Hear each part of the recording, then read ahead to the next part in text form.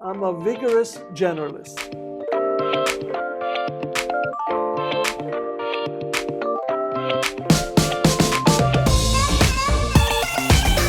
Alfonso Albaisa is Nissan Motor Company's Senior Vice President of Global Design and the first non-Japanese to ever hold that position.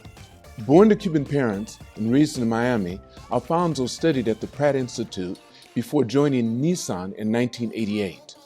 First of all, Alfonso, thank you for being here this morning. I'm just so happy to have you here. I've known you for a decade or so, because how many children do you have, first of all? I have 5.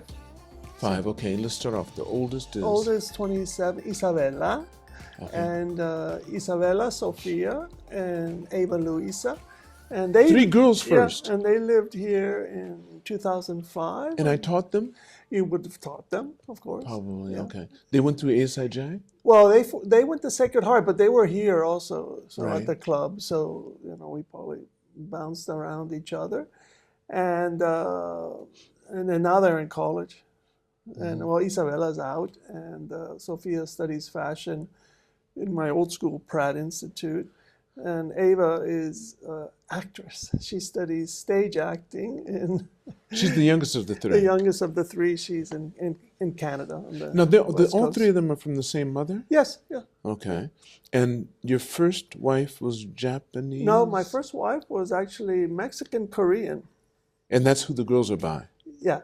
So Okay, they are Mexican-Korean? Wait just a minute. Wait. Yeah, I know. That's an unusual mix. Yes, well, in the Yucatan area, 100 years ago or so, around the same time that the Japanese went to Brazil, the Koreans went to Yucatan. But Yeah, I know. Is that right? Yes, and so. But what were they getting away from? Well, they were helping with agriculture and Okay. stuff like this, and Yeah, new opportunities. New They had- opportunities. okay, right. It was something that was happening in the 1904-ish time. Right. So there was more than a village. It was a full community of Koreans, And that's where your first wife was made. yeah, She grew through there. yeah, And you're Cuban. yeah. You were actually in your mom. No, your brother was My in your brother mom. was in my Your mom. brother was in your mom when you guys first came across, when your father came across.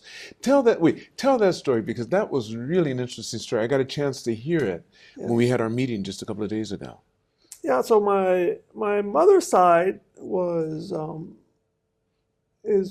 goes way back in Cuba, even though a lot of Cubans have Spanish ancestry, which we do, but they had been 200 years ago. And they would bounce back and forth from the Dominican Republic and Cuba, depending on the circumstances. It was unstable, Cuba, for many, many decades.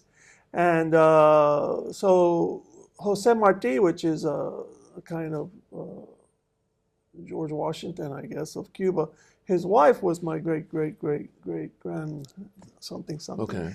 And so my mother's side was always in politics. Very political. My dad's side, no. My dad's side, They were academics, they were right? academics and Right. land and stuff like that. And my dad was a very young architect, fell in love with my mother right before the revolution. And when the revolution hit, my mother's brothers vanished. And Boy, you mean because of the revolution? yeah, They were. they took off. Castro was not nice to them. Well, it's any transition. Right, of course. So and their dad went to prison right away, Right. and all the land was getting redistributed and all of these things. And so my dad wanted to stay with my mom, who was very nervous about her father and what's going to happen and things like that. So he stayed, but he got involved in the underground, which was interesting for a very young architect. And after the Bay of Pigs didn't work out, God or some greater being connected, because Castro figured out who was involved in the underground. And luckily, the guy who was going to arrest my father was a high school friend. and gave him a little warning. Okay. And they dashed. Right. They went to an embassy. But wait, he dashed with his car. What kind of car did he have? He had an Edsel. He had an Edsel, Edsel. right? Yeah, Okay, let's get it's the whole thing. He had an Edsel. It's a kind of weird thing. But he had something else too. What else? Yeah, what kind of watch was he He had wearing? a Rolex. Okay. And, so your dad wasn't doing too bad in those days. Well, the family was. They were doing pretty good. They were Okay. good. I mean, there was issues in Cuba about the way the wealth of the nation probably was being distributed. And so, yeah, he was a very young guy and had things. But let's explain why the Edsel and where does Yeah, the Edsel and the Rolls Royce come in? I mean, not Edsel and the Rolex. Yeah, when his friend gave him the heads up, of course he grabbed my mom and said, "I know, we're going to figure it out. Your dad will figure it out, but we got to get out because you're about to lose me." And so he bribed his way out. So Right. Edsel was first. Was the gate, the guy at the gate. And right. then one of his biggest frustrations that whenever he had a libation was that he tells the story that the guy made him change the seat covers because he didn't like the color. And so he had to hustle in that big crunch of time to get the thing reupholstered. So that he would take it for so the passage. So he would take it, and then he got in, and then he got on a flight. But on with the flight, watch. With the watch, Yeah. wow. Because they had nothing, so they ran. It was just he and his wife, he and your mother. No money. They landed in Miami with zero. Nothing, just... No connections, anybody? Well, they knew landed the in community. connections. Right, okay. But all the things are gone. Things they, when you're 20, he would have been 24-ish. Right. It's not something that you... Well, he's not connected to it yet. He's You're only had a just in decade or shock. something. Right. And then we ended up in the Cuban village. So in the 62, it was quite early. And your brother was born in... He was born right 3 months later, which added... There's photos of my parents, and you look at their faces at that time. Why? They were gaunt or something, or what? Yeah, a bit like just staring. You could tell that the trauma was significant. I have a lot of respect for my parents' generation of Cubans because they were young, too young to know specifically of the history of, hey, why did this happen? Right, of course. But they were aware enough and savvy enough to survive. To know that it wouldn't be good for them if they stayed around. Because finally, when my grandfather was let out of prison in the early 70s, who would have been your father's? My mother's father. Your mother's father. So my father. political father, they let him out 10 years later or something like that. And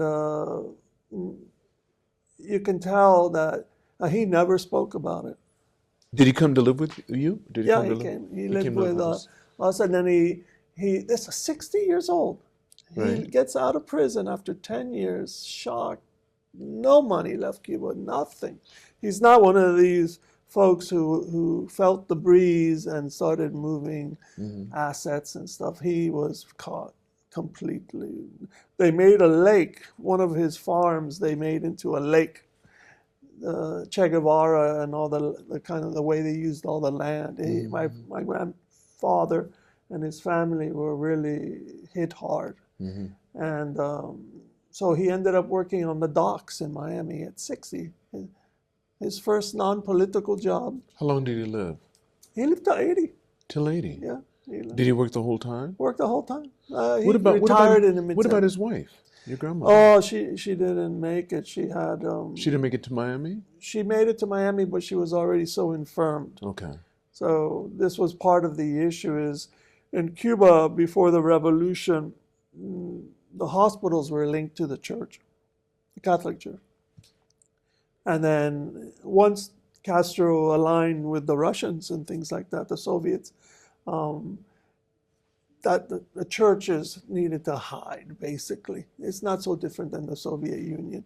And so the hospitals couldn't really deal with political prisoner families, take care of them. So they scrambled. She had some therapy, radiation therapy in the 50s before they knew that kills you. But isn't that how your mother died too? Well, my mother died of cancer. Yeah, The same ovarian, way. Radiation. She ovarian. believed in the doctor, I believe, that she had from, he was an older guy. Yeah. He delivered all of you. Oh, He, yes. he delivered Yes. your older brother, he delivered your sister, Yes. and then he delivered you. Wait, now let's tell us what the jobs are, because just so we make sure we get all this in. Your older brother is an architect. He's architect. Yeah. Your sister's a designer? She's a structural engineer. Structural engineer. Big time. Right. All the sky rises in Miami. And Right. Miami Heat, if you're a basketball fan, and she did that stadium and all of that stuff. And you're the top designer for Nissan and the first foreigner to ever hold that position. Yes, that's true. For 37 years? Well, I haven't been top for 37, but... But you've been with Nissan for 37. Yes, I joined out of school. That's your only place. My only job. Yeah, other than You've been through construction. all of it. I have seen, a few things. You watch and you're responsible, I'm kid. a Forrest Gump. I just get goosebumps thinking about you. I like cars. I really do like cars. And I did have a hard choice between the Fairlady Zet that you designed, that you helped design, the Fairlady Zet when it first came out, and the the Mazda RX-7. So I went, the thing that tipped it was the RX-7 had the lights that popped up. So I had to, because my first sports car that I loved was the Corvette Stingray that had the lights that flipped around.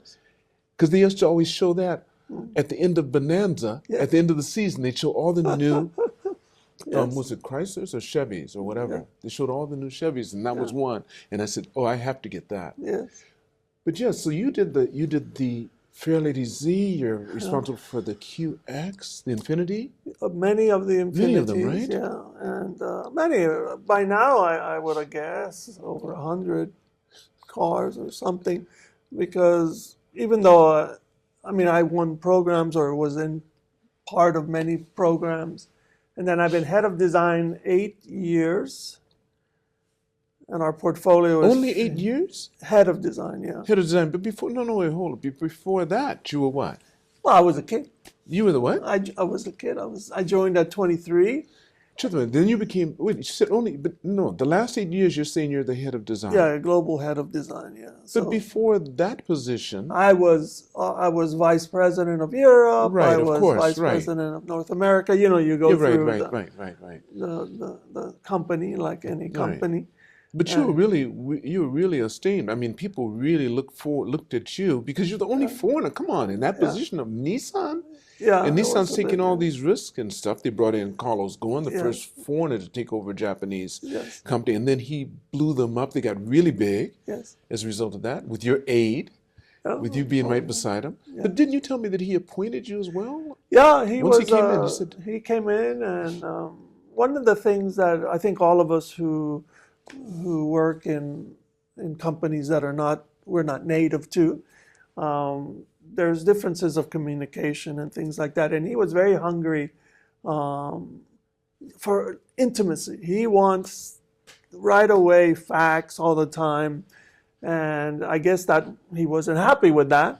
And around 2000, right away when he came in, I suddenly became a director. I was quite young. And How old were you then? How old were you at that time? Wow, I would have been 36-ish. Wow. Which at that time at Nissan, it's a bit young to be a director. Any Japanese company as big as Nissan. And suddenly I'm in Japan every 3 weeks. And then I realized, okay. Where were you prior to that? I was in California. So I was popping over. You were in San Diego, at the place in San Diego. Yes. And so you're working from there. So you're doing it, were you doing it mostly through video chats? Or? We didn't even have that. How did you do it? Fax machines? What did you use? We had FedEx. FedEx and Telex. And we'd ship models and ship tubes of rolling full-size drawings. Wow, when I joined, let's talk about it. If we really want to get into get into it. The dirty facts is when I joined in 88, there was the most primitive of computers, and designers didn't have any computers. We drew on paper. And the clay model, which full-size clay model, Full size, full auto size clay model. Yeah, full of. What was the frame inside? It's steel, wood, and foam, then they put clay on the top clay so you on could top. shape it. Yeah, clay is very expensive for automotive clay, so you only have actually 2 inches of clay or an inch. The rest is steel and wood. It weighs a ton. You put those on 747, ship them to Japan for the big meetings for go So with they can one. see it. So yeah. they see it, and the executives select it. And so the biggest thing that I would always lament is, we're changing the clay model every 10 minutes. And for me, I love the clay model. I came from a sculpture background, so I was on that sketch 2 seconds, and boom, I'm on that changing stuff. Really? And then I'm looking over, and that poor engineer he was coming to the model with an angle and a slide rule, takes a point, takes 100 points, takes over lunch, takes forever. He goes to a full-size drawing, and he's plotting every point and then lofting lines. And by the time he's done, I had already moved on to some other thing. And you feel guilty about that. And I did with... But the engineer's checking the wind resistance and everything else, right? He's just trying to capture the model. Because then he would roll that thing up, send it to Japan, so they know. It was a slow process. So wait. But he couldn't do that until you finished what I'm doing, the process. So I have the... So he would have to... He did a lot of erasing. He had a big eraser. So how'd you guys get along? Emotionally, I mean, were you guys buddies? They would get frustrated, of course. He was my tennis buddy. And they were all Japanese? No, we had American and Japanese. You had American and Japanese. Yeah, and it was everything shipped by FedEx. And then finally, it's impressive how cars got done. So how much time would you say generally would it take for you to finish the design, get the okay from the head office, and then get into production? 5 years or something like that. Yeah. It was a long story. My studio in California, when I joined, we did 1.5 cars a year. And I felt busy. I didn't feel like we were in a picnic. And when I left the U.S. to come here in 2012, when I was vice president of the U.S., my last year in the same studio, 37 car projects in 1 year. That's what technology did. Now, when did you see it start to change? Because you're at the slow pace. How old were you when you saw?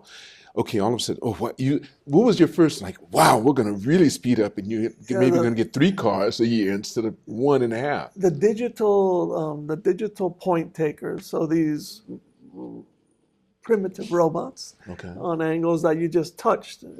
They would slide it, beep, beep, beep, beep, beep. And when was this? When was this? This was probably only 4 years later. 5 years later. So we're talking in the early 90s. Right, okay. Japan's still really doing well and innovating on any kind of computer. Tokyo, Boeki, all these companies, they still exist. But so digitalization, so being able to take the points, that was a huge thing. And the engineers didn't need to draw anymore. Right. So they were now that sped that up, fully right. computed. So they were able to feed back immediately. But what about you? You're still carving clay. I myself am still unchanged until an Apple computer shows up. Are you kidding me? Yeah, an Apple computer, one of the little square ones, the little square ones, little cute thing. And my boss comes to me. And this is a little bit before the digital. This was in the 80s. Yeah, now. This was 92 when it got to us. 92 when it got to you, okay. But it came out in the 80s, yeah, but still. And this was impressive because my boss had a technique using colored Xeroxes where he would take a photo of a car and then he would cut out in white paper the front fascia, one of our cars. And he would then, with markers, he would replicate all the reflections, and they would look completely real, manual. He was a GM guy he probably designed some of the Corvettes you loved. And he then came to me, and he says, "Hey, Alfonso, you're young. Can you use that thing?" And he points at it. No one had touched that thing. Now, he's working with you? Yeah, he is my boss. Okay, he's your boss, okay. And I go, "I don't know how to do that, Tom." And he goes, oh no, you got to do it. He had the whole kit there. Because he said, and I go, why? And he said, I heard you can scan a picture, and then something called Photoshop.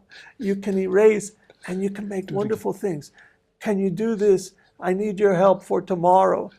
I said, Tom, I didn't go to sleep that night, all night, trying to figure out all the stuff. So that's my experience, and I never looked back. But wasn't it I beautiful? fell in love with But didn't you? I fell in because love. I did the same thing. When I came to TAC, and they had a Mac demonstration, and it was at the top of TAC, the old TAC, and they had all these machines out there, little boxes with printers on tops, and then a floppy disk beside it. And I got up there, and I went through it, and bought one on the spot, took it home 3 nights, and I didn't sleep for 3 days. I couldn't stop with Mac Draw, Mac Read. They had everything. It was just beautiful. Took forever to get started after you put in the floppy. And they'd crash. They would, yes. And when it you were was just in painful. the middle of stuff. You're in the middle of stuff. I was working on a Z that the program itself, the Z would start and stop relative to the markets. Sports cars disappear and reappear. And I remember the first shows we had internal selections for the bosses.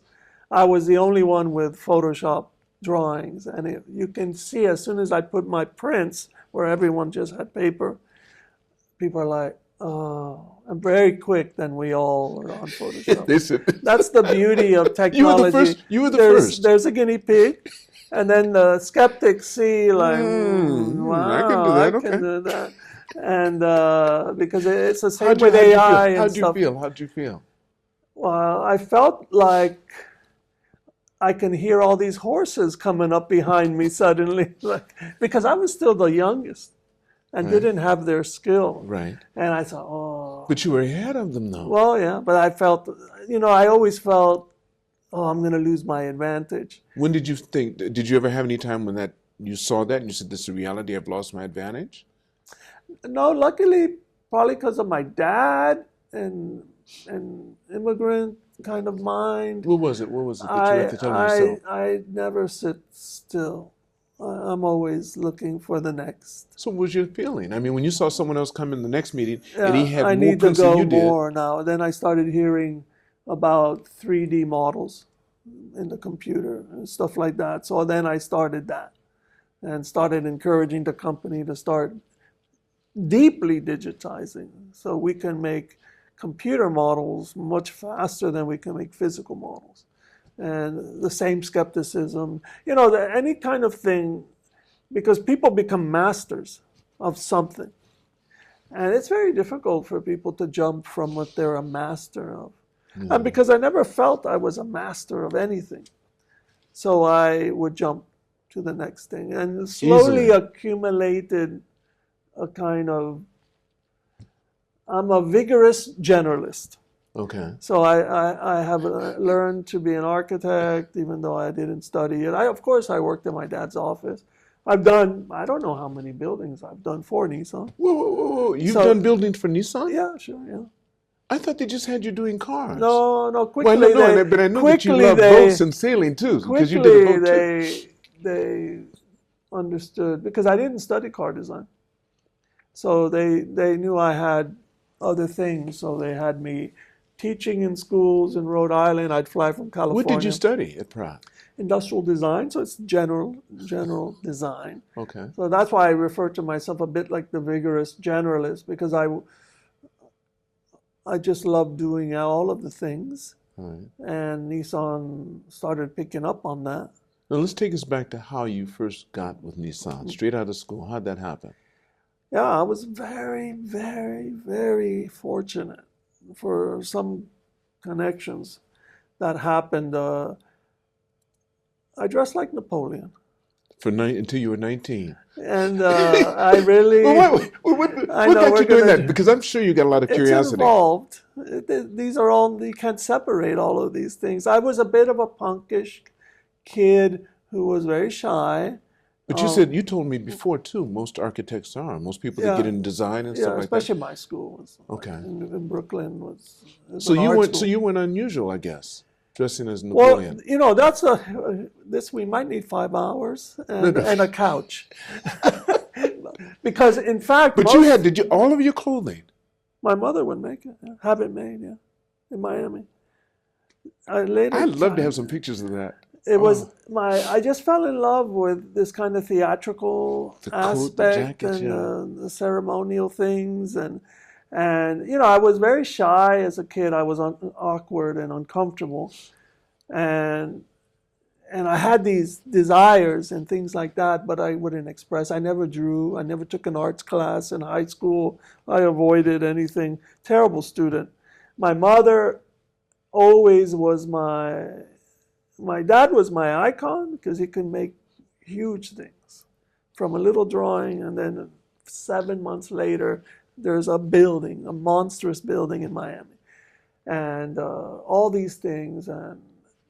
And my mom was the one that knew that I was a bit the weak bird in the nest.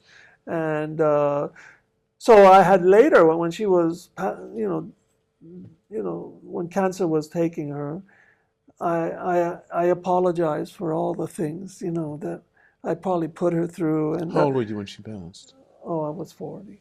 So she You're was 40. young. Oh, yeah, so you okay. Yeah.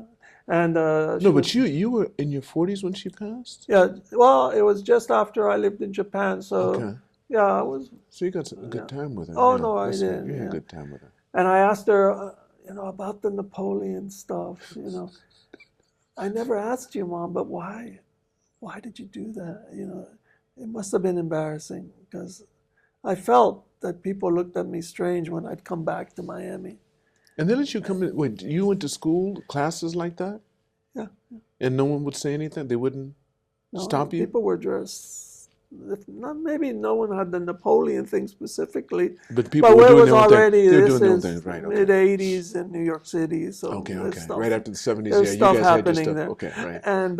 And then she said that, well, she knew I really wanted it, and she was very afraid that if she said no, that I would just go someplace else and get it. Which you would have. And that she wanted to stay connected to That's me. That's beautiful. And I was like, oh my gosh. Her baby boy. Her baby so boy. Big. So all these things. What did your brother and sister say to you? Because how many years between you and your older brother? They just shake their heads. How many? How many years between you and your older brother? My brother's 2 years older. My sister is 11 months younger. So we're really Irish twins. And she just... And you guys are really close, aren't you? Yeah. Just shakes her head. They'd shake your head and you wouldn't... No discussion other than that. They just go... And then, for them, the biggest shock is I got picked up by the Japanese. This one, so you get into that. Yeah, how'd that happen? Perceived as a homogenous society, rules galore, and maybe I was also a bit surprised, but maybe let's go to that story. So, in fact, Nissan had won an award. So Nissan won an award. What year are we talking now? This is 87 of East meets West. All right. And there were some cool cars that they had done, and it really symbolized a bit of Japanese DNA, but with an American bravado that they had done. And these are beautiful cars they made in the 80s. And then, so the school scrambled. So like, okay, Nissan's in, because the school and the Industrial Design Society of America were the sponsors of the award. And they scrambled and they said, hey, Alfonso, you draw, you have some car drawings and stuff like that. And I go, yeah, I do everything. And he goes, okay, sell the school. And I'm like, what does that mean, sell the school? And he goes, well, we can get some sponsorships from Nissan. Oh, okay. And why don't you talk about your work and stuff like that? And let's see what we can do, and we can do some cool projects. Why did they pick you? Well, they knew I loved the school, because I did. It liberated me, it centered me. And I guess they thought my work was powerful. And you're a motorcycle guy. I had a full-size motorcycle model, and they felt that this was such a cool object. And sure enough, Nissan came, and then I'm telling them the story, because I was a fine art, figure drawing and sculpture, and then design of objects. And I noticed that they were looking at me funny, like, and But you're in your I Napoleon assumed it garb. was, Did you have on your I Napoleon was in garb? my, Okay, ceremonials, wait. and and so so I'm doing that. They're so nice, and I really had a great time with them. Walked them the whole school, the campus. How many people? How many were there? How many guys were there? About 6 of them or 5 of them. It was And then you, for did me, you it have was a anyone? big. Who'd you have with you? No, they let me alone. They lived- With them. So you had, it was just you were center stage. Yeah. In your Napoleon garb. Yeah. I think at that time my hair was half white and half. You were I'm a doing that as ginger. well? Yeah, I was on. Yeah.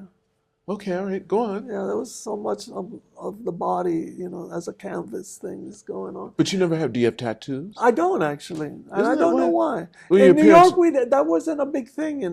We were more about The expression the of expression things. that can Clothing, change hair, right. constantly. But what about piercings? No, I didn't. You didn't do that, right? No. Oh, I mean earrings and stuff, but not. That's interesting. Not, How you got nothing on else. that? But the hair was a theatrical. The hair, that was a big thing. kind of Yeah. thing. Right. Sometimes very much like an elephant seal. I was surprised by my decisions. The puns, yeah. You have to wonder about my decision process on many, many things. But it's been, So then they beautiful. left, Okay. and I was feeling good. Like, How long did you have with them? I probably had a couple hours with Oh, them. it wasn't over days. This is just no, one. Just one. I was going with it. Okay. And enjoyed it, and I felt they enjoyed it. And everyone, thank you. And I didn't think much about it. I went back to my life. I was already getting close to mid-senior year, and I was doing work in New York City, furniture, custom furniture for offices, and the Koreans were starting to come into the U.S. So I was doing flashlights for Korean companies. So I was quasi-student. What do you mean? What's doing flashlights? Designing them.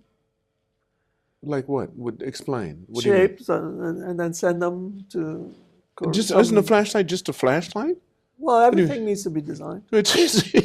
Really? Yeah. So you're doing flashlights for Korea? Yeah. All right. And But wait. So this was an actual job? You're not doing this through college, or is it a college project? no, it's freelancing. Yeah. How'd you get that? It's the word of mouth. People say, "Hey, there's some Guy that can do this there's a guy who looks like inexpensive Napoleon or whatever, that- whatever. Yeah. that's a student." And How did you find out what to charge? I was terrible at that. Okay, so who They did were that for getting you? a good deal because I I was didn't know. thinking so, yeah. I was always basing on how much money I needed, and all I Right. needed was art supplies and cigarettes. Because you live with your parents, right? No, they were in Miami. So Miami, art so- supply and cigarettes. I didn't need to eat because the bodeguitas, they were Dominican bodeguitas around Brooklyn where I lived, and I'd wait till the night, and they would give the food away because they didn't You need had to it throw for it the away next anyway. day. All right. So I would feast at midnight and have more cigarettes. And my apartment was paid for a client from Detroit who would have me do drawings of helicopters and stuff like that. So that's how you got your. Okay, And so so you I just took care of was- your needs. Just I was all over the That's how place. you So my decided, apartment right. was taken care of by a gentleman there. And then I didn't like to ask my folks for money. They were paying for my school and stuff like that. Okay, but what about romantic? What about your romantic Yeah. life? What about girlfriends? Did you have girlfriends I there? had one or two. Okay, all right. Yeah, those who had a very But they must broad have been, I was going to acceptance. say it'd be very difficult for you aesthetics. to keep them because they're thinking, wait, they're trying to think about being married, and you're thinking about the next design. Yeah, that's You're seeing true. stuff, I you look didn't completely think different. anything about relationships. And first of all, because they're your age, and men and women are different age-wise, Yes. Yeah, different smarter, priorities. Much Yeah. smarter, more mature. The women are, yeah, most Yeah. definitely. Yeah, They're ready to yeah. go.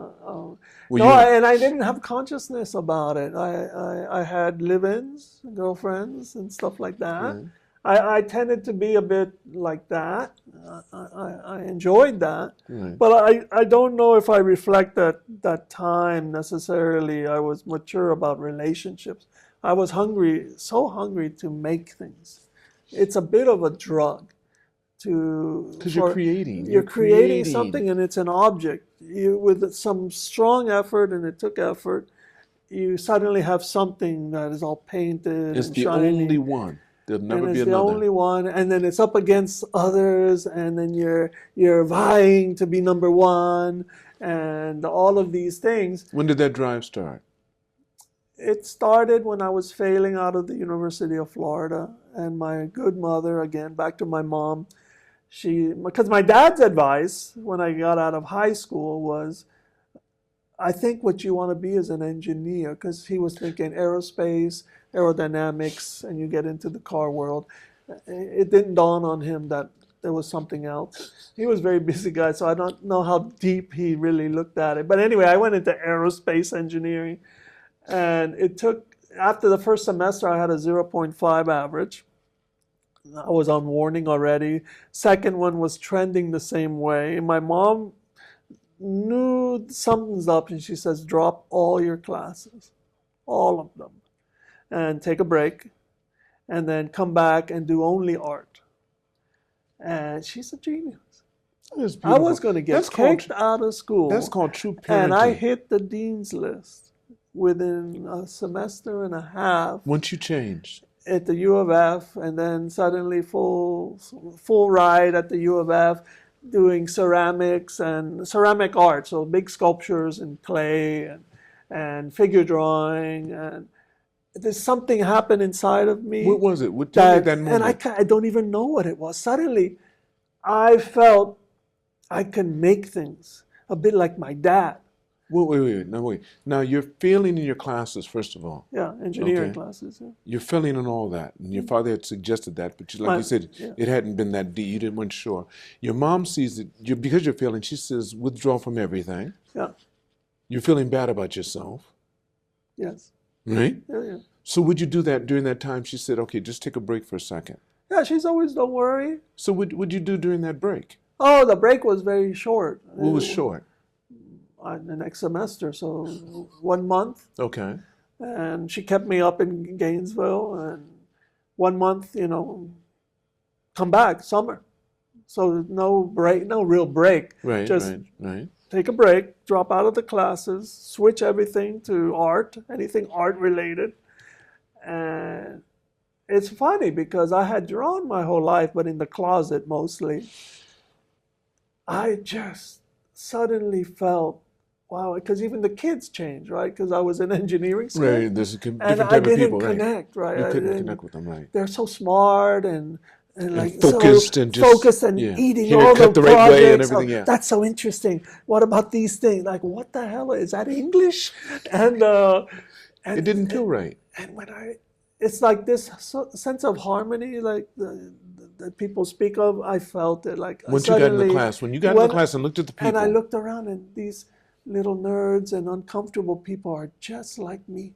How many guys, how many girls, basically? Did you feel the difference? This was, at the U of F, was probably mostly ladies and mixed, because University of Florida wasn't necessarily at that time like the top of top school. So I had friends who were in the mid-30s, and it was an unusual thing, and very creative people.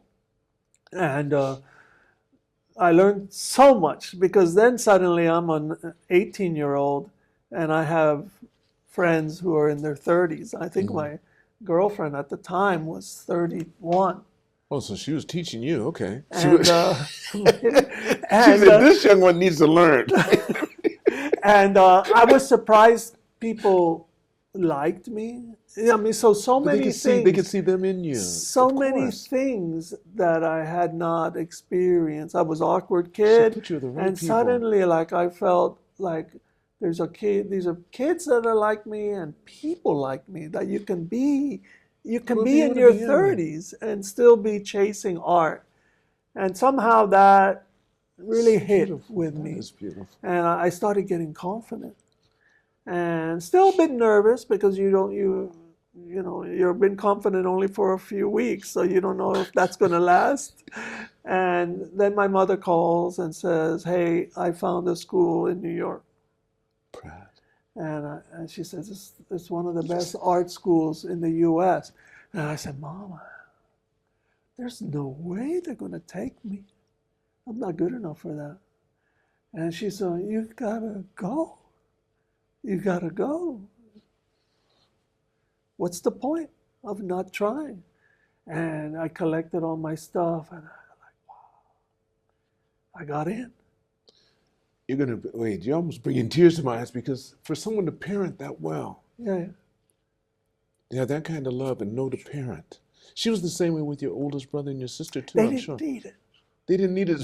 She knew My brother you were was- going to get out. You were that one that wouldn't get out the nest. You wouldn't get Yeah, out the her nest. workload wasn't that heavy. Only one of the birds was Wouldn't not, fly. Wouldn't do more wasn't flies. I'll say here. or at least wasn't flying straight. I Right, kept right. bouncing Keep on off the bouncing. branches. And no, it was. that is beautiful. And it's just one of those things, because people always say, because they know my dad was a relatively famous in Florida And architect, he was doing his thing, yeah. they think that he was the one that was But grabbing. it wasn't. And it really wasn't like that. I mean, I knew he showed me what it took to make something. He had a good example. Because yeah. I saw him drawing it. I'd go to the office and the team is drafting it and making models. But he was a silent man that was floating through, doing this, that, and then walking through he loved having us with him. So we'd go to the freshly poured concrete buildings, going up the little ladders and stuff like that. Sure, it's illegal now. And so I knew, I could see in his face, right? Like, that feels good. I just didn't think I could do it. Right.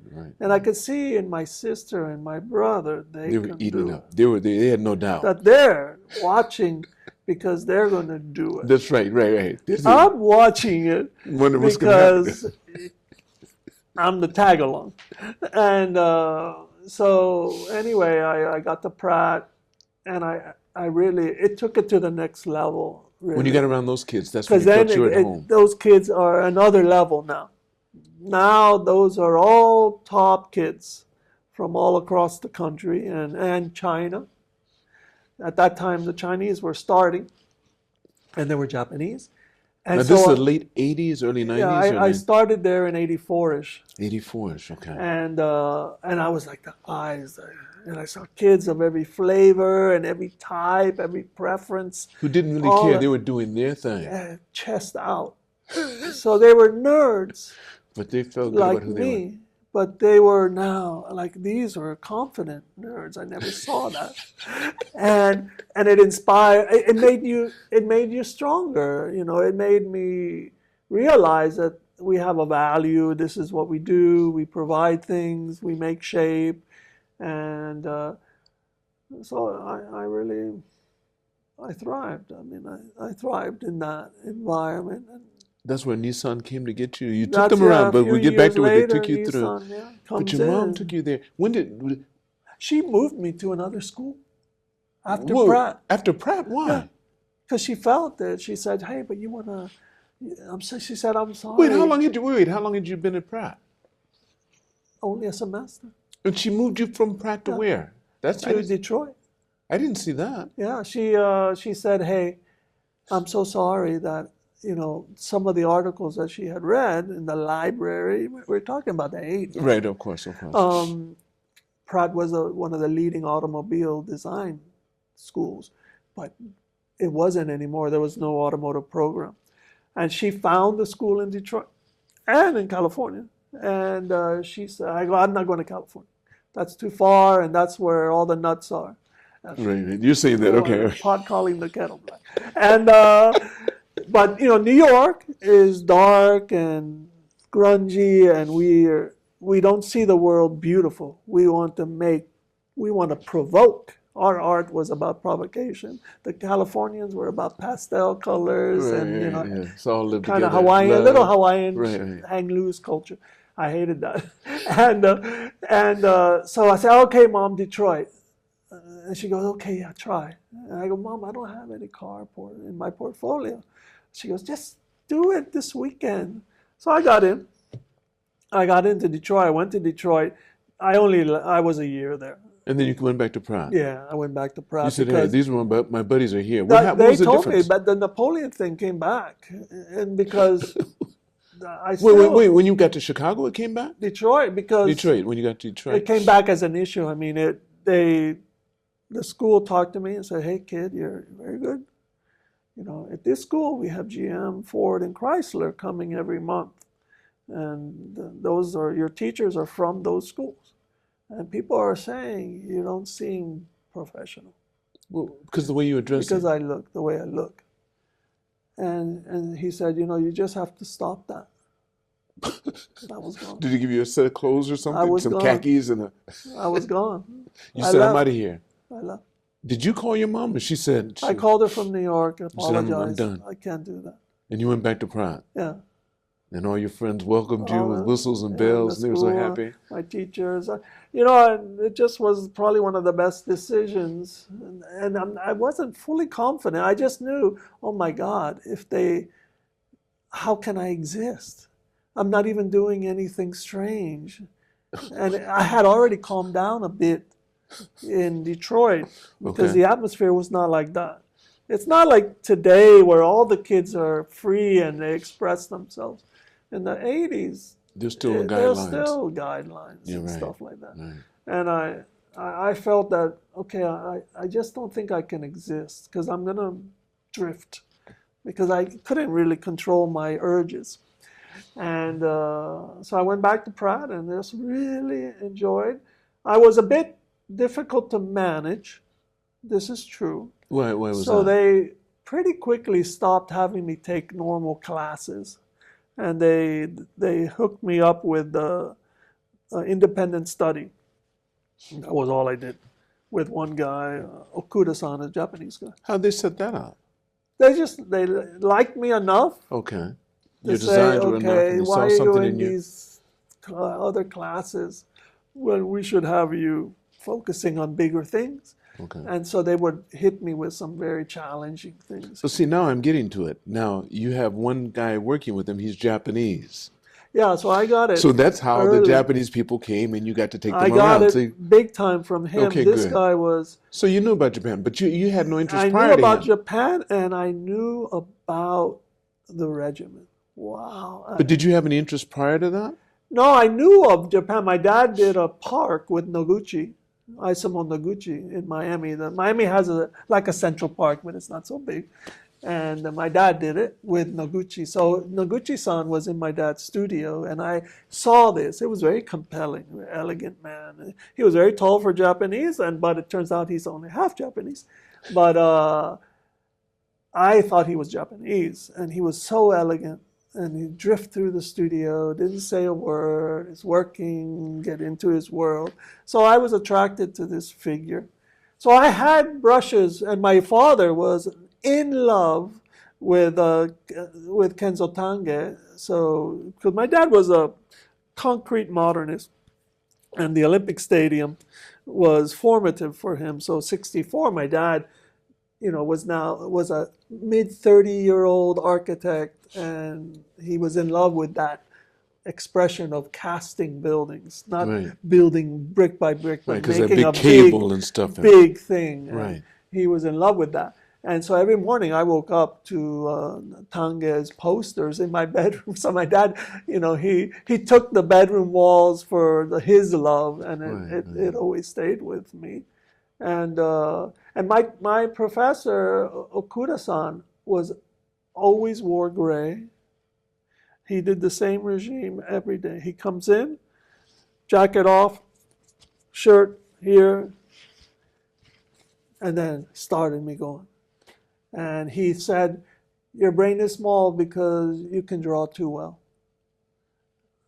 And I said, ooh, your brain is small because you draw too well. Yeah, he said that I was too quick to fall in love and chase beautiful things, that my brain was not evolving, and that was very dangerous for me. So he said, you can never draw in front of me again. So for a year and a half, the guy wouldn't let me draw. So I said, well, how do I express my process from idea? And he comes in with wires about this long, and he taught me how to draw three-dimensionally with wires and little welding. And so I created these movements of shape and intersections, and created cars and motorcycles and fire hydrants. With wire, because he said that my drawing and the style of my drawing, which was quite loose, because I come from figure drawing. So it's all about the gesture. He said that, yeah, it looks beautiful, it's compelling, probably gets you a job, but you need to get smarter and understand the meaning of shape. Is he the one that taught you about Ma? Yeah, I started learning about Ma. I started Empty spaces? everything. Yes. He was telling me how to have my personal life. Wait, how old was he? He probably was 50. And you were still in your 20s? I was a kid. You're in your 20s, I right? might have been 19, 20. Maybe 20. So he starts teaching you about your personal life, everything. He said that our relationship is going to go wide. Wait, did he told me how to take airplanes. Did he have children of his No, own? no. Okay, so go on. So I was his kid. All right. And he would tell me, okay, you gotta, it's going to be expensive, but if you fly anywhere, you need your seat, and the seat is for your model. The model of the whatever you're doing. What are you making? Don't put it in everything. He's telling me, I go, I don't really have that kind of life. I'm working for you. Right. I'm not taking flights anywhere. And he goes, oh no. Because he did one of the first 747s, the Braniffs, with the hypercolor. Yes. He was this guy who never wore color, and I was shocked by his interiors for the Braniff 747s that were a spectrum of reds and yet oranges. I learned so much from that guy. How long did you have with him? Oh, 2 years independent study. I saw him every day. Did you ever do this with anyone else? Not that I know. No. The school, that came from the school. But he was blessed, man. You got so I got very, very lucky because the dean and he would change the grades because obviously he didn't have me taking any courses. Right. But I had to get courses. Right, in order to get the credits, right. And he had to set it up. He would have to set the whole thing up. That's not even legal probably, but they really helped me. It made me stronger, made me humble. Wait. Because now, in the background, hold it. In the background, was your dad, did he have any connections? See, this stuff going on that you may not be aware of. Was your dad in the background somehow or another, and he knew the dean, and he knew the Japanese guy, No, and your mom? They didn't even know about this. They didn't know about it, okay. So it's just your No, aura. it's your aura alone. Back then it was, your Napoleon suit. To make a phone call, no one did that. They didn't. You don't call your parents every day. There's no helicopter parents, I remember no such thing. You would do it once a week. Possibly. That was a lot. Yeah, and I would call them, and it was short. How are you doing? Right. You need anything? And and that's not me asking them. Right, exactly. And it was that kind of distance, and but they were close. They loved me and defended me. My youngest son's a trader, FX trader. He went to the University of Miami. Oh, Miami University. Sure, my sister. Yeah, isn't that the U of M? And I was. How old is he? He's 32 now. Okay. 32 in the FX. So when he went there, because he got into every school he applied for. Yeah. So he's the only one I allowed to go to the States of the 4 boys. And he went to, because he picked Miami. And I said, you'll learn a lot from going there because it's not what you think. Yeah. So he went there and he found out. So they're all here now. But I wanted him to go there. That was beautiful. So you got to go through that. So get back to the Nissan deal. You didn't tell us how they picked you. So they called me. I got a call from my... So how long after you taken them around? Not so long. I was still in school. So probably would have been May or something like that. I was in school preparing for the show, my senior show, and the dean comes up to me, hey, Alfonso, can you call this guy at Nissan? He wants to talk to you. Oh, okay. I'm thinking it's the same thing, right?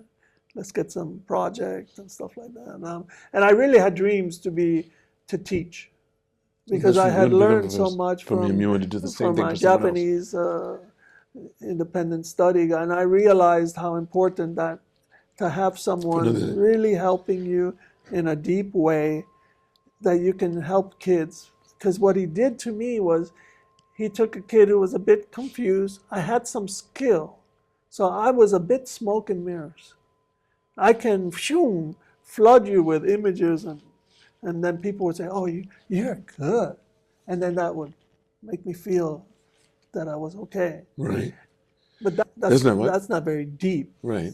And he, by not letting me draw, he did make me study more. He forced me to make presentations about the background of things, political things, how art and politics and all this stuff. I was doing stuff that I was just surprised. Hey, can I just make a car or a motorcycle? And so by the end of that journey, I thought, oh, I really want to do this for kids, right, who are probably like me and uncertain. And so they called me, so I'm thinking it's just, like that, and say, hey, we'd like you to fly to California, which got me, I don't want to go over there. You had a disdain for California. Had you ever been there? No. You've never been. So just the image of California as being airy-fairy and all this stuff, I didn't can't like do that. I postmodern architecture at the time, they were doing neoclassics. It just felt everything was easy. Superficial. Yeah, which No it's depth not to true. It's actually, once I moved there, I realized, God, I'm an idiot. But I felt that way. And so I didn't want to. And I said, oh, thank you so much, but very busy time. And he goes, oh, just come on the weekend. We'll come into the office. Oh. Well, I really, my weekends were my clubs. I was a speaker dancer. So, really? Oh, yeah. A speaker? What's a speaker dancer? You jump on the speaker and dance. Explain. You get into the music. And you're dancing on the speakers, on the clubs and stuff like that. I still don't understand. What do you mean? Are you singing? No, I'm dancing. But where's the speaker come in? They're high. So I'm up there. You're actually dancing on top of a speaker. Sorry, I like speaker dancing. But see, yeah, I couldn't understand what you meant. But you alone, actually on these I big was square afraid boxes, of you get people. on I top. know I did have relationships, Right. but I never initiated a conversation Right.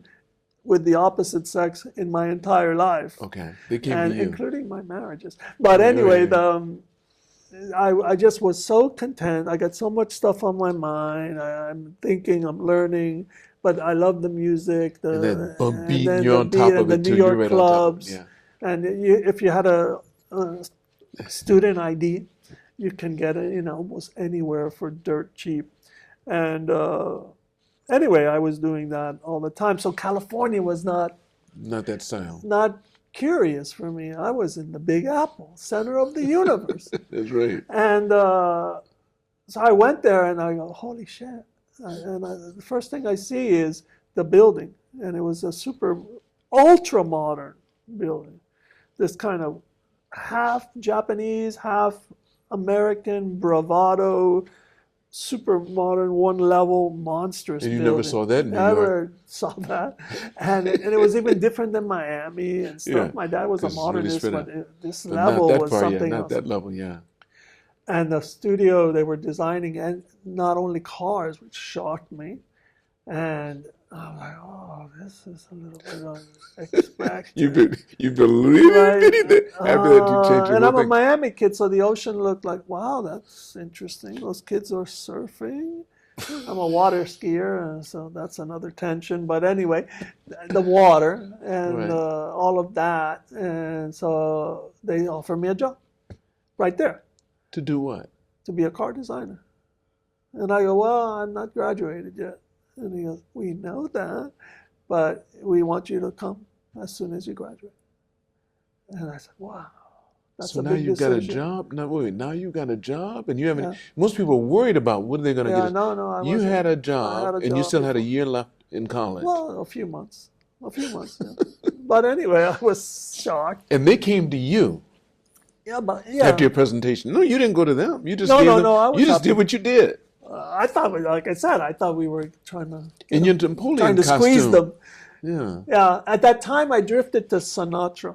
You had Sinatra. You had that style. I you had had a suit, all the suit, the stuff. the bit shiny, Shiny, kind yeah, of they early Vegas. Yeah. And Oh, had you? Did you have the I handkerchief didn't do too? that. I did didn't do the more matching handkerchief? the very high button and the Right. little skinny ties. I wore a suit every day to the office where the other designers are in shorts. And they're like, What's wrong with you? But you're a good designer. And I was working hard, and I accepted. I said, is it okay if it's just a few months? And they said, why do you say that? And I said, well, it's a big change for me. I love New York. And I think that's why, because when I started, they sent me to Rhode Island. Every 1 week a month, I went to Rhode Island School of Design to teach.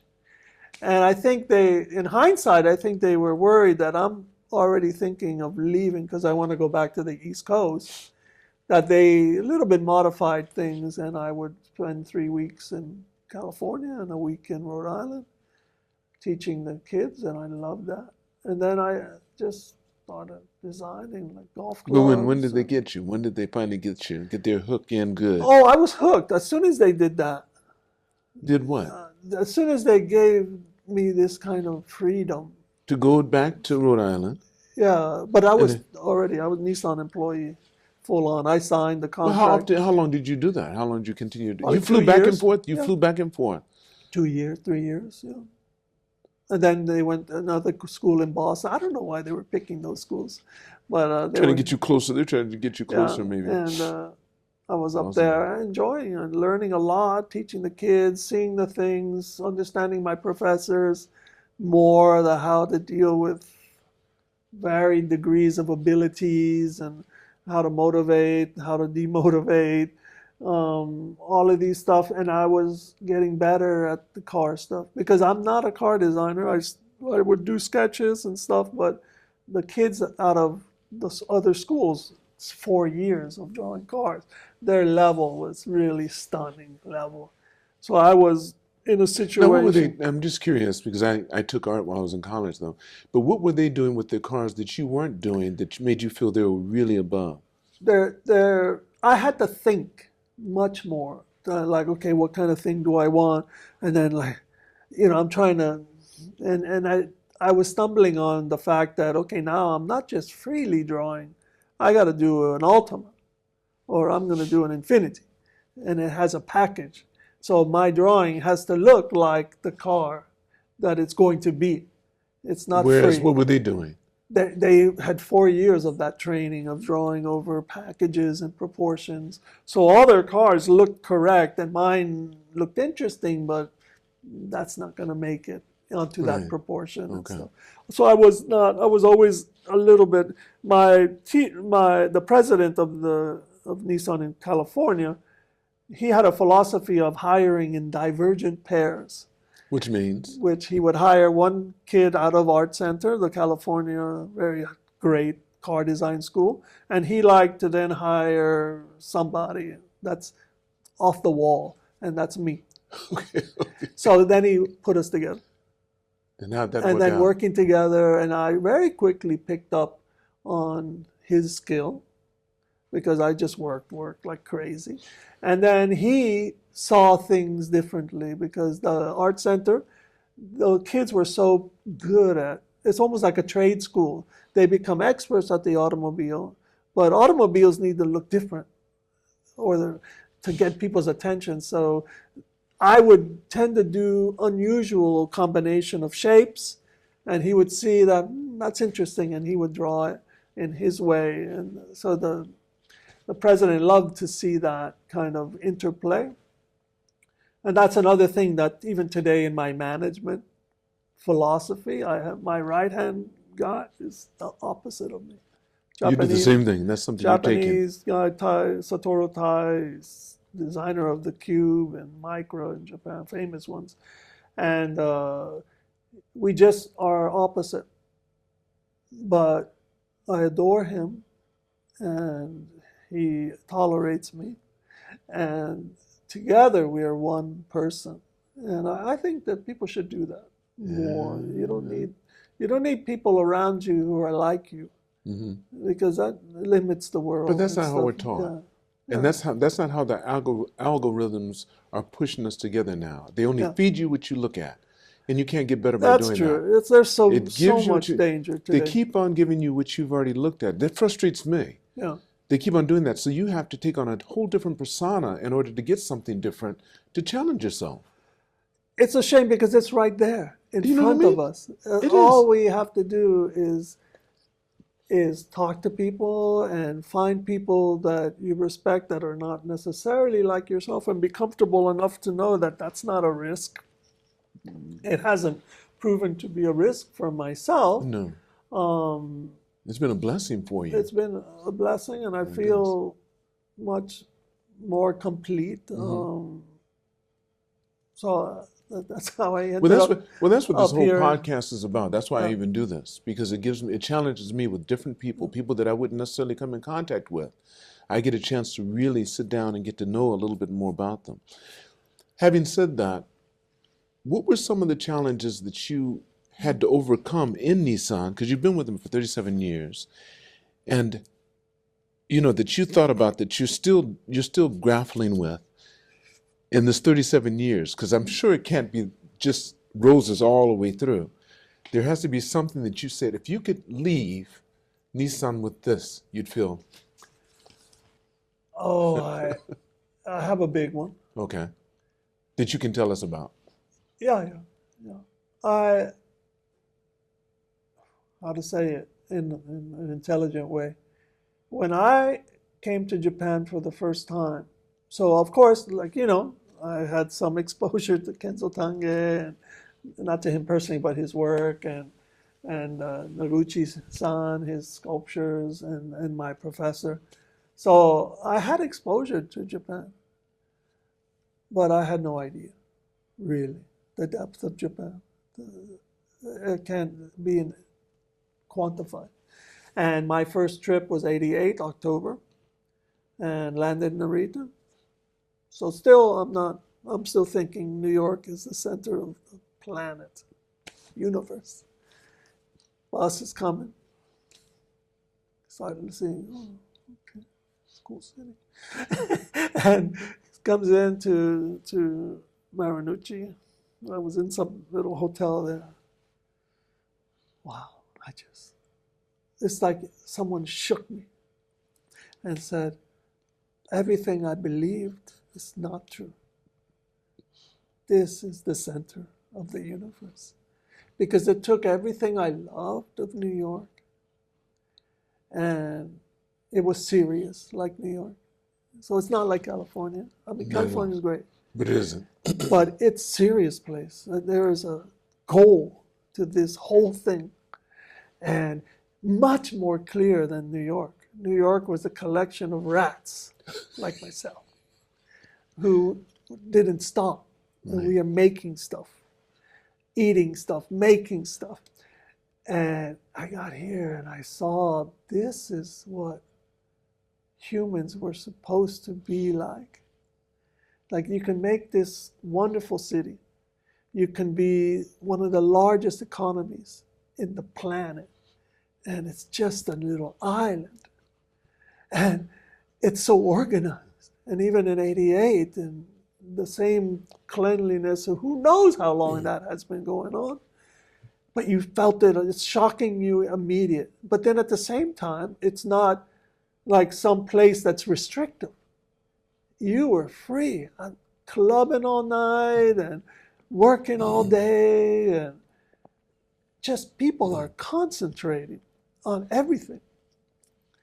I just was stunned that this is religion for me at that moment. And I became one of the biggest freaks for Japan, loving Japan, was coming often with projects, staying here 3 months at a time. And so fast forward what you asked me, the thing that I feel incomplete, you didn't say it like that, but let me say it like that, is China has come.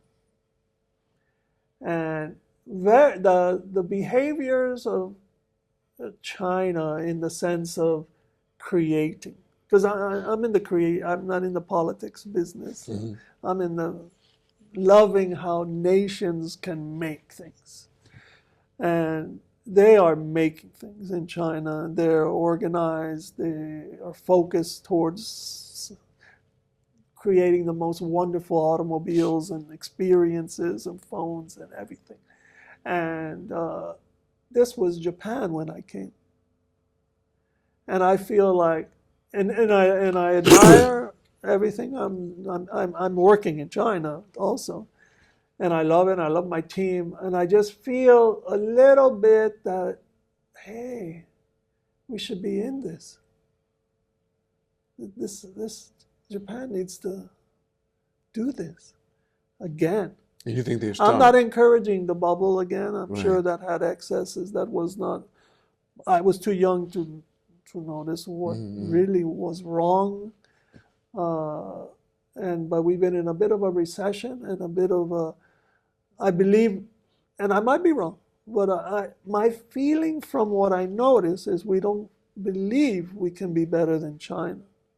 Japan can't Yeah. be better. Yeah, I feel that. In what way? In what way? What do you mean? Well, because of the way people react to China. Oh, wow, this is what they're doing. It's so amazing. No, never say that. But We are amazing. But We are the best. Okay, but Alfonso, you think as a society, you think they think China is going to succeed more, or just in certain Maybe it's my interventions? industry. Maybe it's my Maybe in industry. industries, right? Because I'm wondering, because Japan has, I've traveled around too, and I look at Japan, and I love it probably for the same reasons you do, because when I landed here, I felt like I'd been lied to. Yeah, man, this is. Because I was expecting to see grass huts, little grass huts and people with grass hats and rickshaws and stuff. Mom and pop shops had electric doors, and our best hotels didn't have electric doors in '74 when I came here. Yeah. And everyone had the same thing, and I'm going, wait just a minute. It was like Star Trek, when they went to different planets and they get to this one real organ. That's how I felt like I was on a different planet. Everything worked in cities within cities within cities within cities. Every place you went. It didn't make sense to me. Yeah. Still doesn't to a certain extent, but it's here, and they do it. I don't know. I think we always have that fear of other people coming over to invade us, but I think Japan is technologically so far advanced, they're just quiet about it. I think robotics, they're way ahead of everybody. Well, maybe, I guess, and I have to correct myself in the sense, or be more specific. I mean, probably more in the sense of manufacturing. Okay. Where I believe that Japan, it's delicate to say, but perfection can restrict something completely breakthrough. I hear you. There's like a the perception of slight perfection, sense- which is no such thing. Slight sense of risk aversion, which is part of the beauty of Japan. Japan, I have fallen in love with studying as much as I can. It's a society, I mean, the island itself doesn't want people on it. It shakes violently, but the people can survive because of togetherness. Karl Marx was writing for the wrong people. What I encountered in Japan was none of the things that go wrong with the Western societies of greed, and which greed leads to some behaviors that are not beneficial for society, and crime and everything else, which simply even now still don't exist here. So your Star Trek thing, I used to tell stories in humor when I go back to Miami, is that imagine that in the 50s or 40s, a society just felt that, okay, this earth is not sustainable the way it's going, so they left, and that they came back later and they avoided all the mess, and that's why they almost have this complete sense of peace here that doesn't exist, that society's evils and selfishness, which exists everywhere except here. It doesn't make sense. How does that happen? But so I love it, and I want, because in my industry, other than Toyota, we don't have the buzz that is happening in China, and I believe that we could, and you have my boys are always I can, that you've impacted them so much, I love and that what you believe is much stronger than what you say. and That's all right. of that. And I believe with all my heart that Japan has the recipe for the rest of the world. Don't you think so? Yeah. That's something they need to really, I think you and I, they will never do it because they're, like you said, they're risk adverse and they don't want to be medatsu. They don't want to be seen that way. Yes. But they will allow you and I to do it. True. And that's And we why will. I when do with all my my heart. uncle, who was at Dow, he was COO or something like that, Mhm. powerful guy, and he dealt with the Japanese. On your father or mother's side? On my mother's side. Mother's and side, he dealt a lot with Japanese. And when they hired me, and he would follow my career, and he just always said, I still don't get it. Why? How can you exist in a Japanese company? And when they made me head of design, he's like, I don't get it. Either you're dealing with different people than I dealt with, because his experience was on the business side and he is not part. And I say, hey, I was born in the company. They raised you through. By the time I became But you head, still have to be, Alfonso, see, I think you're making your position seem too easy and too light because you still have to be a special person to make, look, they had over 200 years of isolation where they worked with they ate each other's babies, they did everything. Then they said, all right, they want to give this to Perry that he opened. No, they said, we're ready. Yeah. Those ships couldn't have made Japan open up. They knew how to handle themselves, but they said, okay, we'll accept this. Yeah. But you have to be a special person. That's what I admire about this country. If they let you in, even though they don't look like each other, they convince each other that Japanese, wari, we're together. Yeah. You have to be special to get in here. And I'm not saying they're the best people in the world, but this is no joke. I think so. I was helped by that. I was helped. I'm a sincere person. I don't really have any intention for myself. I enjoy the gift of being able to create something. I don't put myself forward at all. And I think they felt maybe some humbleness that they can identify with. And then as the years would go by, the decades would go by, you end up, I'm a senpai, really, with other Japanese guys who came in with me in '88. They're Japanese, Cuban American, but we're brothers. We know each other completely. And doesn't mean we get always along and we have conflicts, but at the end of the day, I'm not a foreigner anymore.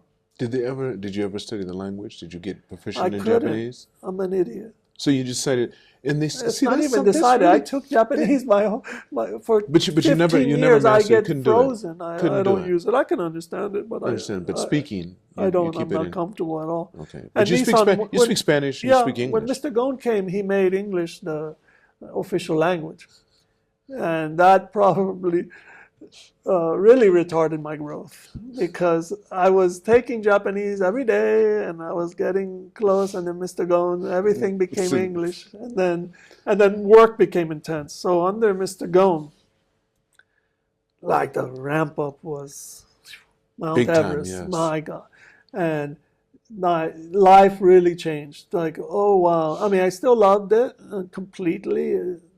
He opened the world for us all. And we were everywhere. I mean, we were just everywhere. But it was a 24-hour, 7-day life, completely. You didn't notice it. You didn't mind it. He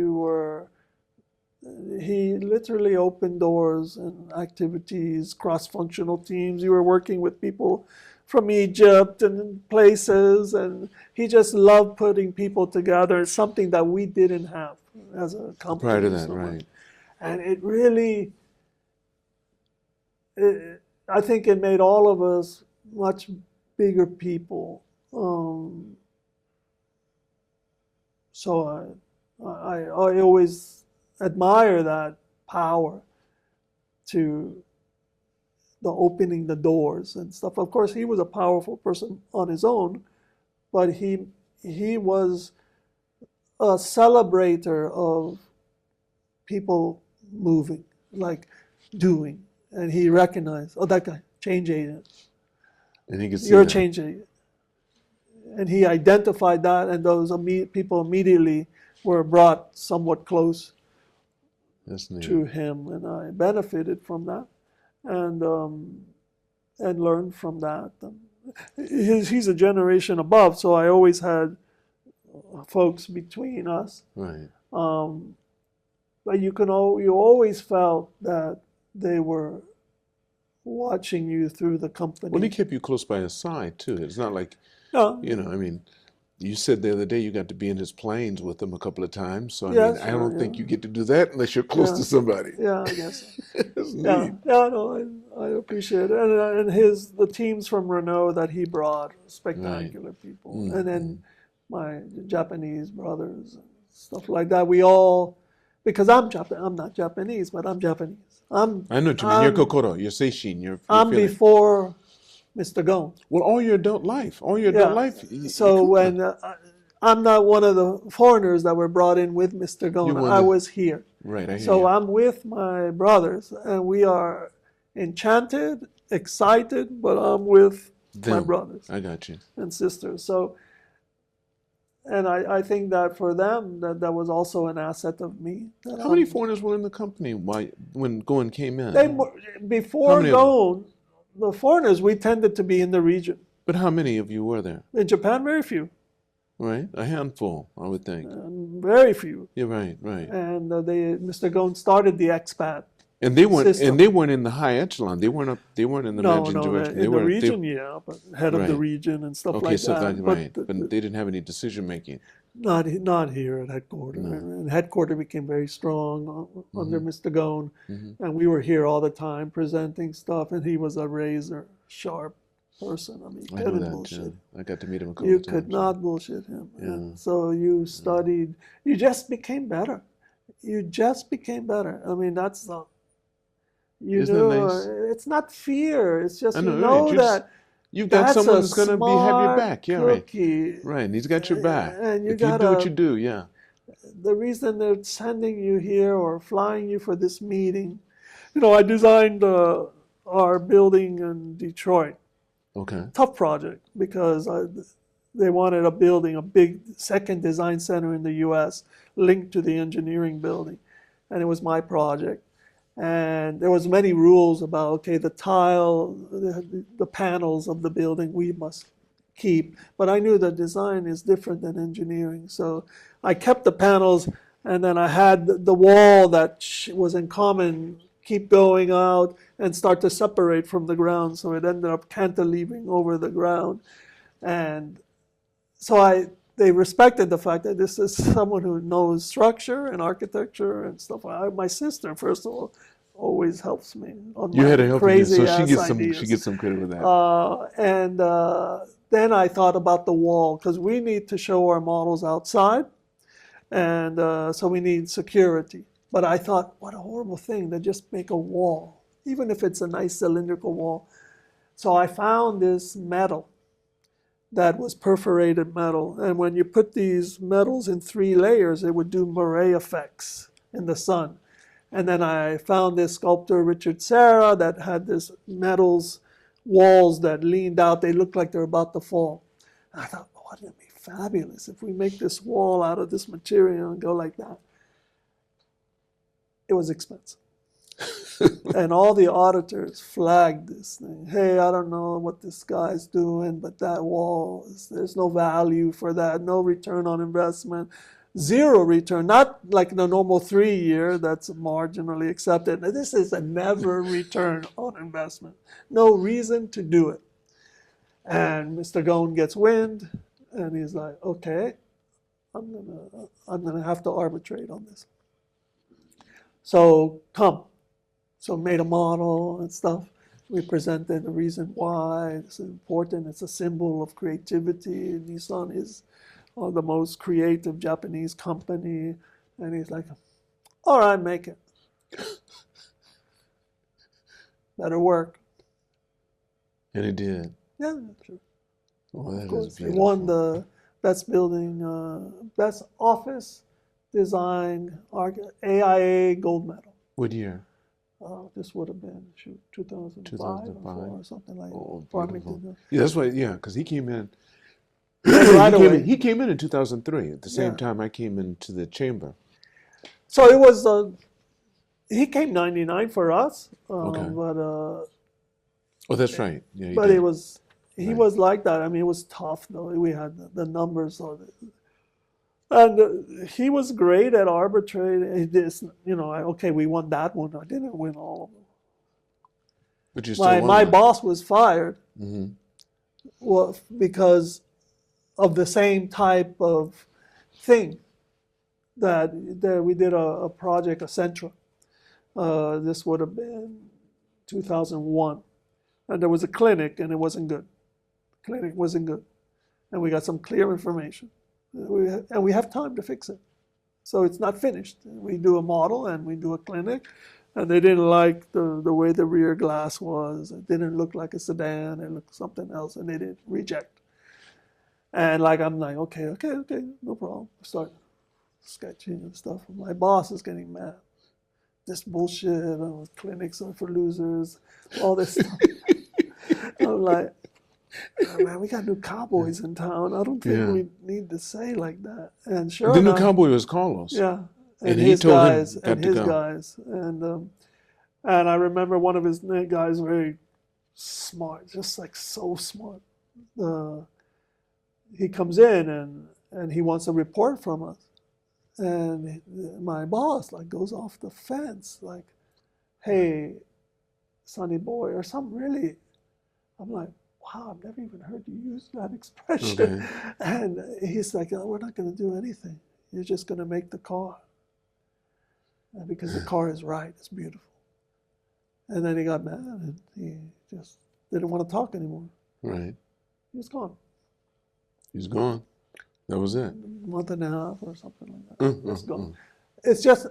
It's not, we were behaving wrong. I mean, Mm-hmm. the creative process is sensitive. We want to push boundaries because people don't buy a car just because you go from A to B. People see their own thing That's in no it. doubt about it, And right. part of that is progress. They want the car to be the freshest thing because they want to feel that. That is the tough part of the job. How do you do that? Because Right. when you're doing that 3 or 4 years before, Right. and you're trying to speculate, Right. What they're going to things feel are like. going like this or like that, but you're not right all the time.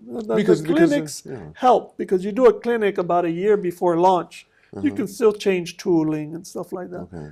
It's Now very during the important. clinic, that's when you guys sit down and ask, you play the devil's advocate during the clinic? Actually, we're just behind a double glass wall, and they bring in people, humans, customers. That's the clinic, and then they ask them their impression about Do you like this car? Okay, Can you okay. see yourself in that how long car? do these clinics last? They are about 200 people, 300 people in waves, and the Okay. great data. I mean, you can't deny it.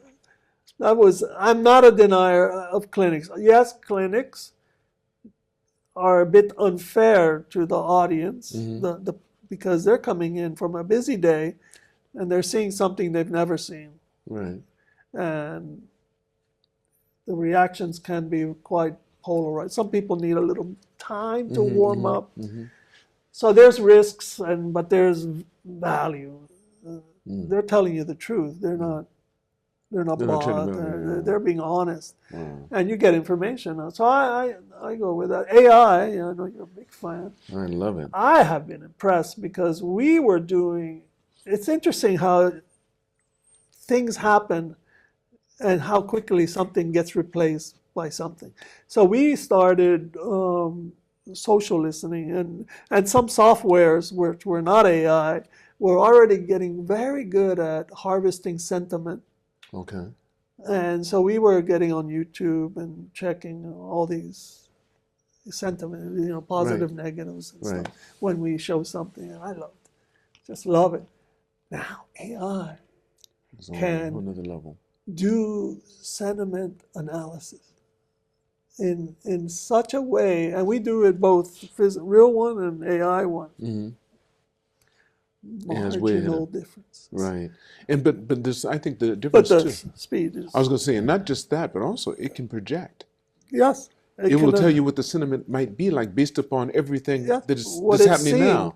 Can you believe It's spectacular. it is? I really You mentioned that. a person probably back to the beginning of our little talk, since I was not a master of anything, I'm not married to whatever I'm doing today, other than the company. But my process, my techniques, I can jump. I don't care. So Do you much. see yourself? How much longer do you see yourself at Nissan? Oh, we are in our 6th or 7th Nissan now, and Ivan Espinosa is the CEO now. A young guy, 46 years old. This is your sixth president. Or of me, the company. I mean, probably more, but More than that, right. waves of Nissan. So there was the bubble Nissan, there was the Nissan on its knees after the bubble. We really started chasing other. In the bubble, we were You and Macho, fighting you were the ones. Toyota on the streets, That's and right. we didn't. They had crossed us in volume, but we didn't care about that. And we then got into a spiral that led to the alliance, that we just started chasing everyone. Didn't matter how small the company was. We'd stop projects. Oh, that thing looks cool, but it's just we were slow to react to everything and didn't have confidence. So Mr. Ghosn came in, changed that. And then even within the Mr. Ghosn, there was probably 3 eras, because the first wave was a lot of Renault folks. And then he had a second wave. It became quite British, actually. There was a bunch of his guys around him were Brits. And then it changed to that. And then the third wave, another change. There was a lot of us kind of characters everywhere.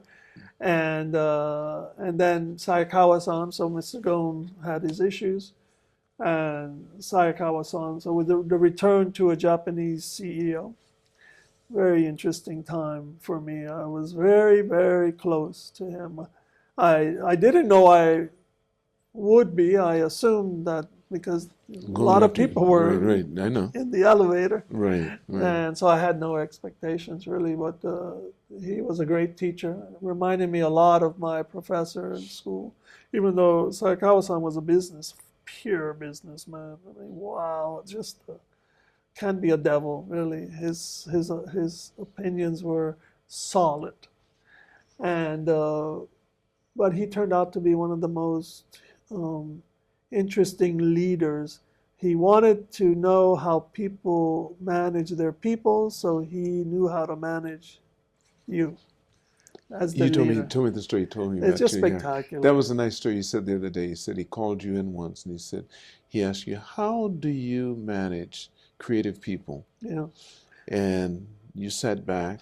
You tell the story. You tell it, because that thing was No, I was beautiful. embarrassed because it was my first one-on-one, Right. and I had witnessed him. Because you built it up with the fact that he doesn't say much. He says very little, and when he says something, you act on it.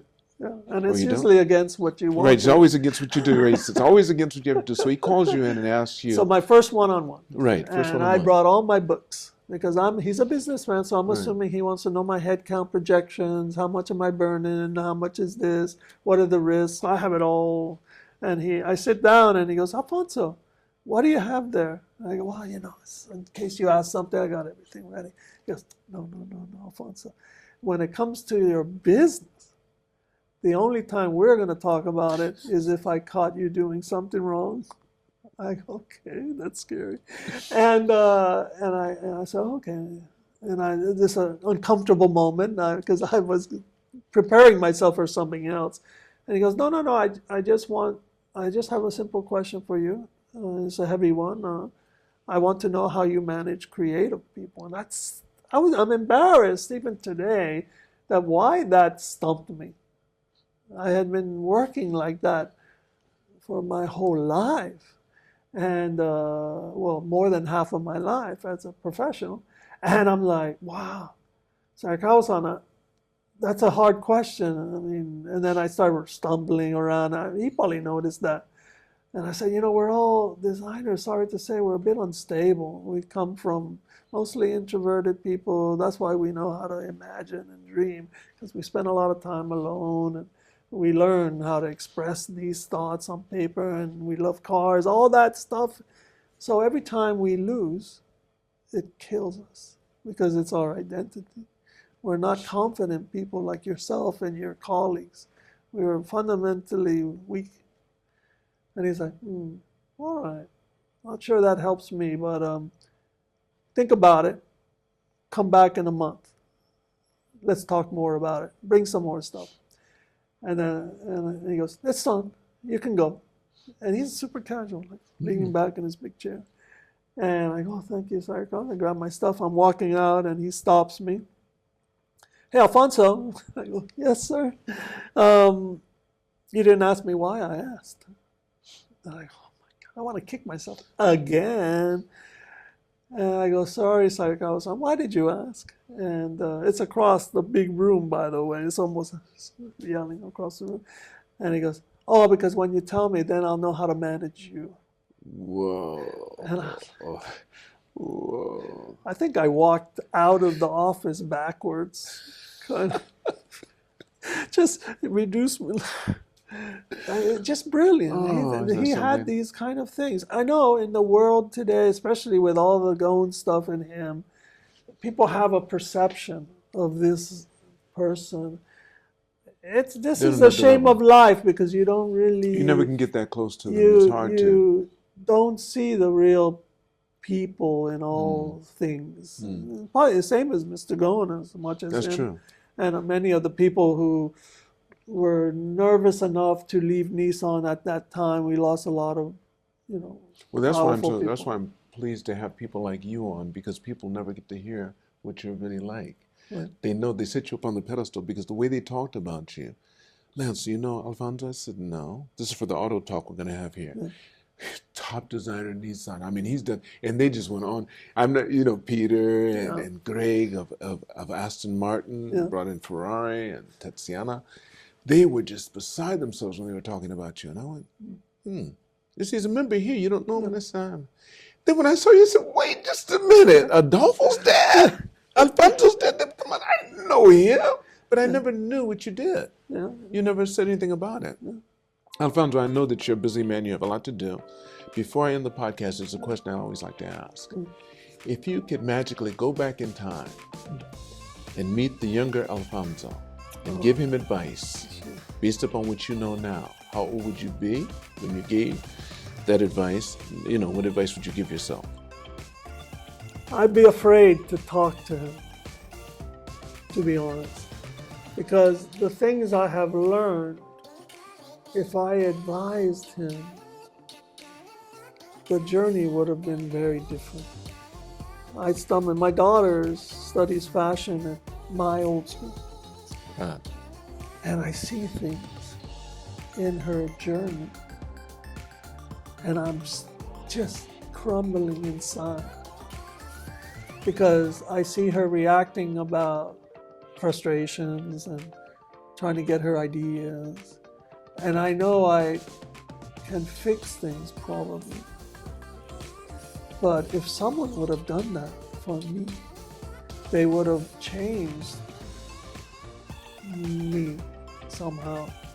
So sorry, I'm not avoiding the question, but I think I would have loved to watch it, go observe it, and probably really resist touching it, because I would have ended up touching the relationship between me and my mom.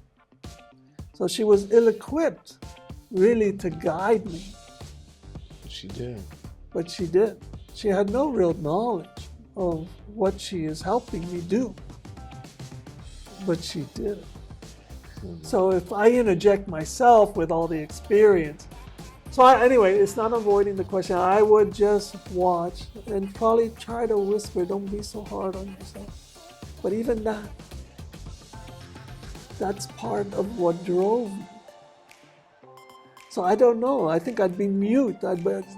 My heart would be surging, and I know what's about to happen. That kid is going to crash. That kid is going to crash, because I crashed off But I think I would just torture myself and just watch. Just, I like that. You know, I'm not, I'll tell you after we finish, yeah. but I love that answer. Thank you so much, Alfonso. Thank you.